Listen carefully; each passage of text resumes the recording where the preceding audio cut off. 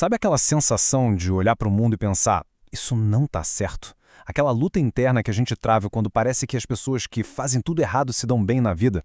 Pois é, a gente vai mergulhar hoje numa crise de fé muito antiga, mas que parece que foi escrita ontem, a jornada do Salmo 73.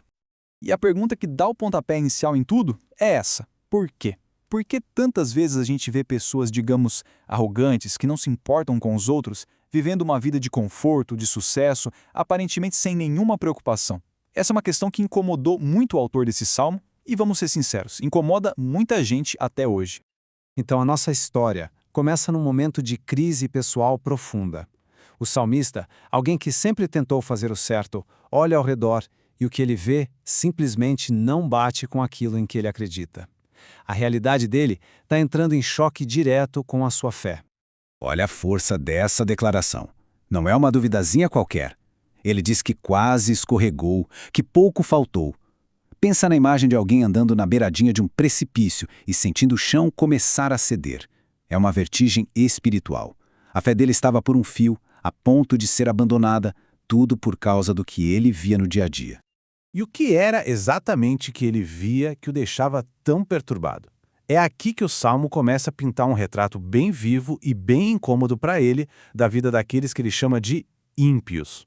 A primeira coisa que ele nota é a saúde, o bem-estar físico. Enquanto tanta gente boa passa por dificuldades, por doenças, os maus parecem viver numa boa. Sem dor, com o corpo forte, sabe? É como se eles estivessem imunes aos problemas comuns da vida. Agora aqui, a análise fica mais profunda. A soberba, o orgulho deles, não é uma coisa escondida. É como um colar, uma joia que eles usam para todo mundo ver.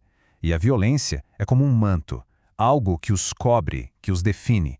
Eles não só são arrogantes e violentos, eles ostentam isso. Essa imagem é incrível para descrever o excesso, né? Os olhos saltam da gordura. Dá uma sensação quase de caricatura, de tanta autoindulgência. Eles estão tão satisfeitos com eles mesmos que parecem perder o contato com a realidade, vivendo num mundinho próprio, cheio de desejos egoístas. E aqui vem o resumo da ópera. Eles não só são ricos, como vivem sempre tranquilos, sem aquela ansiedade que pega todo mundo. E para completar, a riqueza deles só aumenta. Parece um ciclo de sucesso sem fim e, na visão dele, totalmente imerecido. E agora a câmera vira 180 graus. A gente sai da observação dos outros e mergulha na dor do próprio salmista. E o contraste é brutal. Esse é o fundo do poço. Ele olha para a própria vida, para todo o esforço de ser uma pessoa correta e conclui: foi inútil. De que adiantou tentar ser bom? É a pergunta que ecoa. Enquanto os outros prosperam, ele se sente constantemente punido, castigado todo santo dia, sem entender o porquê. Mas é justamente nesse ponto, no limite da desistência, que a grande virada da história acontece. Alguma coisa muda e transforma completamente o jeito que ele enxerga tudo isso. Essa pequena expressão, até que, carrega um peso gigantesco.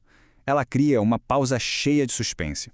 Tudo que a gente viu até agora, a inveja, a dor, a dúvida, estava levando para o colapso. Mas aqui a narrativa muda de rumo. Até que... o quê?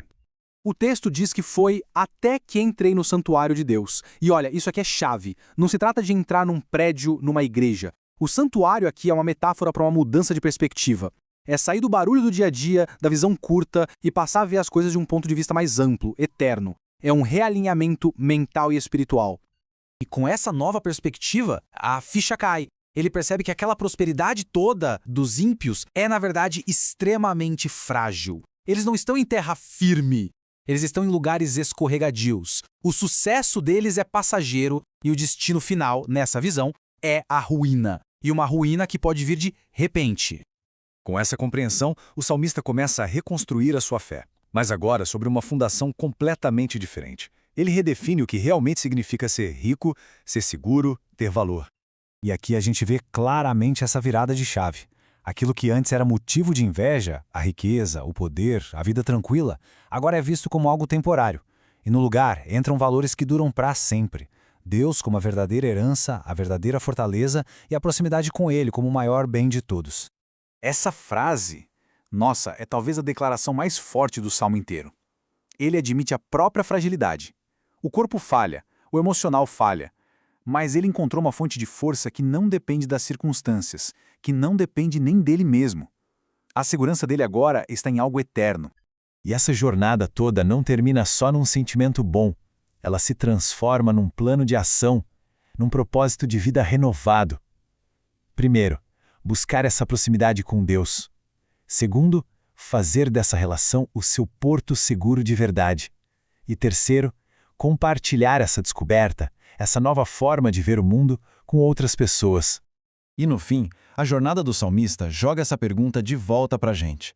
A crise dele o forçou a reavaliar tudo.